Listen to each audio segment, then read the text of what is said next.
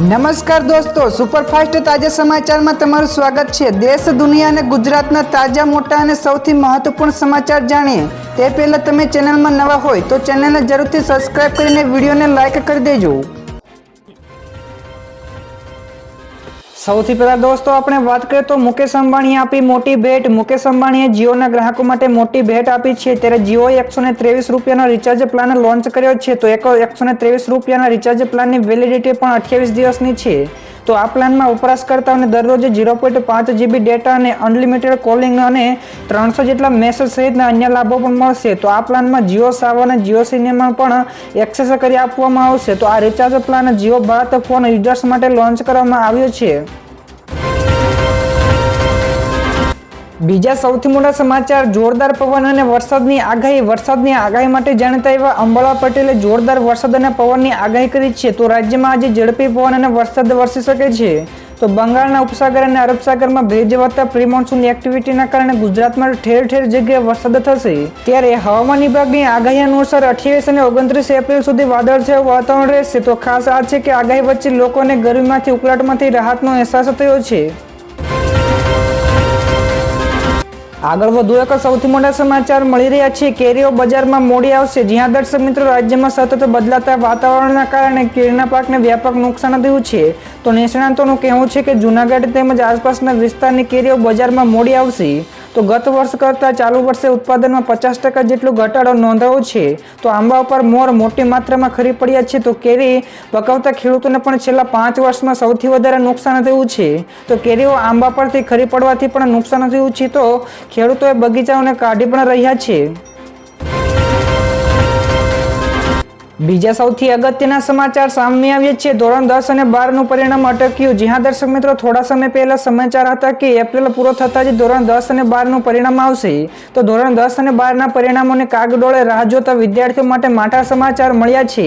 તો એપ્રિલમાં નહીં પરંતુ મે મહિનાના અંતમાં પરિણામ જાહેર થઈ શકે છે। તો લોકસભાની ચૂંટણીને લઈને શિક્ષકો વ્યસ્ત હોવાથી કામગીરી અટકી પડી છે। તો પરીક્ષાના પેપર ચકાસણી અને કામગીરી પૂર્ણ થઈ ચૂકી છે, પણ માર્કશીટની કામગીરી અટકી હોવાથી પરિણામ હવે એપ્રિલના બદલે મે મહિનાના અંતમાં આવી શકે છે। ફટાફટ દોસ્તો આગળના બીજા સૌથી મોટા સમાચાર સામે આવ્યા છે। આઈએમડી અનુસાર 5 દિવસ સુધી તીવ્ર ગરમીનું એલર્ટ। જ્યાં દર્શક મિત્રો, હવામાન વિભાગે દેશના કેટલાક રાજ્યોમાં આગામી 5 દિવસ સુધી તીવ્ર ગરમીનું એલર્ટ જાહેર કર્યું છે। તો હવામાન વિભાગના જણાવ્યા અનુસાર પશ્ચિમ બંગાળ, ઓડિશા, બિહાર, ઝારખંડ, તેલંગાણા, કર્ણાટક, તમિલનાડુ અને પૂર્વીય ઉત્તર પ્રદેશના વિવિધ વિસ્તારોમાં આગામી 5 દિવસ સુધી ગરમીનું મોજું ચાલુ રહેશે। જ્યારે જમ્મુ કાશ્મીર, લદ્દાખ અને હિમાચલ પ્રદેશમાં હળવો વરસાદ પડી શકે છે। તો દોસ્તો ફટાફટ આગળના બીજા સૌથી મોટા સમાચાર સામે આવ્યા છે। ગાંધીનગર પાસેથી ડ્રગ્સ બનાવતી ફેક્ટરી ઝડપાઈ। એટીએસ અને એનસીબીએ મોટું સર્ચ ઓપરેશન હાથ ધર્યું હતું। તો સર્ચ ઓપરેશન દરમિયાન ગાંધીનગર પાસેથી ડ્રગ્સ બનાવતી ફેક્ટરી ઝડપી પાડી છે। તો ફેક્ટરીમાંથી 25 કિલોથી વધુ એમડી ડ્રગ્સનો જથ્થો જપ્ત કરવામાં આવ્યો છે। તો આ બનાવને લઈને એટીએસની ટીમે 10 લોકોની પણ ધરપકડ કરી છે। તો આ સિવાય રાજસ્થાનમાંથી પણ ડ્રગ્સ બનાવતી 2 ફેક્ટરી ઝડપી પાડવામાં આવી છે। તો દોસ્તો, આવા આરોપીઓને કેવી સજા જોઈએ ફટાફટ નીચે કોમેન્ટ કરો। ત્યારબાદના દોસ્તો બીજા સૌથી અગત્યના સમાચાર મળ્યા છે। પ્રિયંકા ગાંધીનું મોટું નિવેદન, ભાજપ લોકશાહીને નબળી પાડવા માંગે છે। જ્યાં દર્શક મિત્રો, પ્રિયંકા ગાંધીએ ધરમપુર ખાતે જનસભાને સંબોધન કર્યું હતું। ત્યારે દેશમાં બેરોજગારી સૌથી વધારે છે, મોંઘવારી હદ વગરની વધી છે। તો ચપટી વગાડી યુદ્ધ બંધ રાખી દેતી સરકાર ચપટી વગાડી અને મોંઘવારી કેમ રોકી શકતી નથી? તો મહિલાઓ આરક્ષણ નામનું પૂરતું છે, કારણ કે વર્ષો સુધીથી લાગુ નહીં કરી શકાય। જ્યાં દર્શક મિત્રો, આ સિવાય કહ્યું કે ઉદ્યોગપતિઓના 16 લાખ કરોડ પણ માફ કર્યા છે। ત્યારે ગરીબો માટે કંઈ જ કર્યું નથી। તો દલિત, આદિવાસીઓ અને ખેડૂતોને સરકાર છેતરી રહી છે। તો આ સિવાય ભાજપ લોકશાહીને નબળી પાડવા પણ માંગે છે। તો દોસ્તો, આ નિવેદન વિશે તમારે શું કહેવું છે? ફટાફટ નીચે અમને જણાવજો। તો દોસ્તો ઝડપથી બીજા સૌથી મહત્વના સમાચાર, ફી બાબતે ડીઈઓએ આપ્યા કડક આદેશ। અમદાવાદ જિલ્લા શિક્ષણાધિકારી એટલે કે ડીઈઓએ નવું સત્ર શરૂ થાય તે પહેલા જ ફી મામલે કડક નિર્ણય લીધો છે। તો હવેથી ખાનગી શાળાઓ સમગ્ર વર્ષની ફી એકસાથે ઉઘરાવી શકશે નહીં। તો એડમિશન વખતે માત્ર 3 મહિનાની જ ફી ઉઘરાવી શકશે. તો તમામ શાળાઓને ફી માળખું પણ જાહેર કરવાનું પણ જણાવ્યું છે. તો આ સિવાય ફી નહીં મળે તે રિઝલ્ટ નહીં મળે તેવી ધમકીઓ શાળાઓએ આપી રહી હોવાની પણ ફરિયાદો DEO સુધી પહોંચતા આખરે આ કડક નિર્ણય આદેશો અપાયા છે. ત્યારબાદના દોસ્તો બીજા મહત્વપૂર્ણ સમાચાર. મારુતિ સુઝુકી ₹125 ડિવિડન્ડ આપશે. મારુતિ સુઝુકીને નાણાકીય વર્ષ 2023-24ના જાન્યુઆરી-માર્ચ ક્વાર્ટરમાં બમણો નફો થયો છે. તો કંપનીએ આ ક્વાર્ટરમાં ₹3,877 કરોડનો ચોખ્ખો નફો કર્યો છે.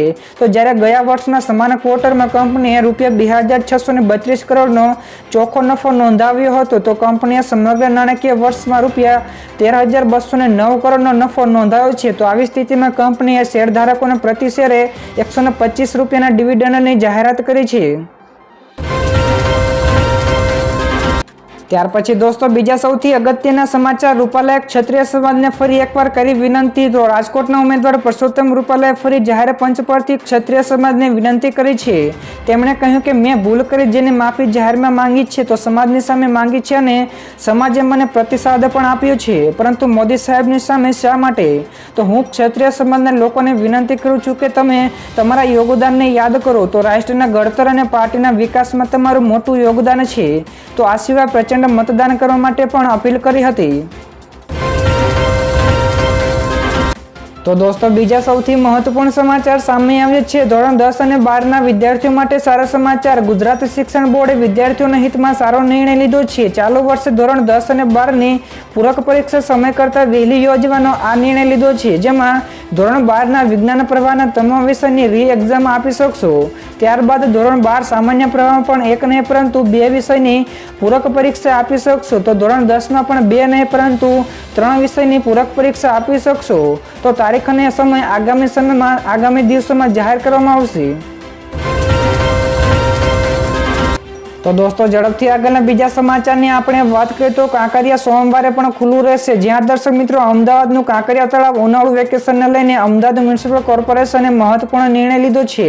તો પ્રખ્યાત કાંકરિયા તળાવ હવે સોમવારના દિવસે પણ ખુલ્લું રહેશે. તો સામાન્ય રીતે દર સોમવારે કાંકરિયા તળાવ મેન્ટેનન્સ માટે બંધ રાખવામાં આવતું હોય છે, પરંતુ વેકેશનને ધ્યાનમાં રાખીને આ દરમિયાન આ દિવસે પણ દરેક એક્ટિવિટી ચાલુ રહેશે.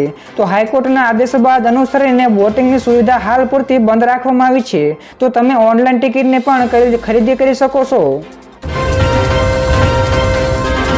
તો દોસ્તો આગળના બીજા સૌથી મોટા સમાચાર સામે આવ્યા છે. ભારતની આ 3 કંપનીઓ ઉપર અમેરિકાએ મૂક્યો પ્રતિબંધ. અમેરિકાએ 3 ભારતીય કંપનીઓ ઉપર પ્રતિબંધ મૂક્યો છે. તો આ 3 કંપનીઓ Zheng shipping part Indian private limited અને sea art ship management private limited છે. તો આ કંપનીઓ પર યુક્રેન યુદ્ધ માટે ઈરાન વતી રશિયાને ડ્રોન મોકલવાનો આરોપ છે અને આ કંપનીઓએ આ ડીલમાં મદદ કરી હતી. તો યુએસ ટ્રેઝરી ડિપાર્ટમેન્ટે પણ કહ્યું છે કે તપાસ બાદ આ કંપનીઓ પર નિયંત્રણો લગાવવામાં આવશે. ત્યારબાદ દોસ્તો આગળ વધુ એક સૌથી મોટા સમાચાર સામે આવ્યા છે. ચીન પાકો રસ્તો બનાવી રહ્યું છે. તો સેટેલાઇટ તસવીરો પરથી જાણવા મળ્યું છે કે ચીન ભારતને ઘેરવા માટે વિશ્વનો સૌથી ઊંચો યુદ્ધ ક્ષેત્રની નજીક એક પાકો રસ્તો બનાવી રહ્યું છે.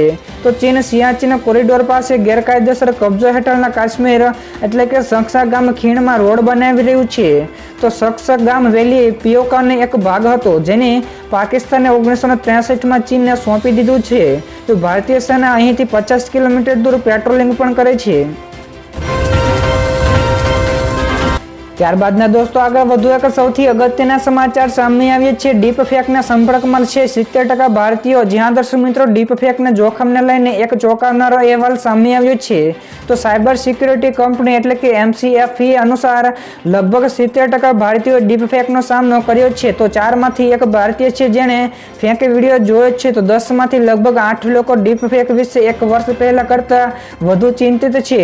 તો 64% લોકોનું કહેવું છે કે AI ઓનલાઈન સ્કેમ શોધવાનું વધુ મુશ્કેલ બનાવ્યું છે. તો 18% લોકો તેનો શિકાર બન્યા છે. તો તો દોસ્તો ફટાફટ આ સિવાયના બીજા સમાચારની આપણે ઝડપથી વાત કરીએ તો ચીકુના પાકને નુકસાન થયું. જ્યાં દર્શક મિત્રો ગુજરાતમાં કમોસમી વરસાદ વરસ્યો છે તો તે દરમિયાન નવસારી જિલ્લામાં કમોસમી વરસાદ પડ્યા બાદ આ વરસાદને કારણે ચીકુના પાકને ભારે નુકસાન થયું છે. તો નવસારી જિલ્લાના નવસારી, ગણદેવી, ચીંખલી, વાસંદા તાલુકામાં વરસાદ પડ્યો હતો. તેથી કેરી અને ચીકુના પાકને ભારે નુકસાન થવાની સંભાવનાઓ છે. તો ખેડૂતોને રોવાનો વારો પણ આવી શકે છે. તો આવનારા 2 દિવસમાં પણ ઉત્તર ગુજરાત, મધ્ય ગુજરાત અને દક્ષિણ ગુજરાતમાં વરસાદની આગાહી કરી છે.